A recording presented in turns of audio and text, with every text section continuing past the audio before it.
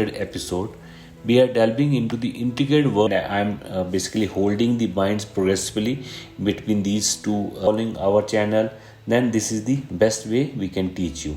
So again, I'll depend the thumb finger of the non-dominating hand, and I'll take these binds, and progressively I am progressing my legs properly stack.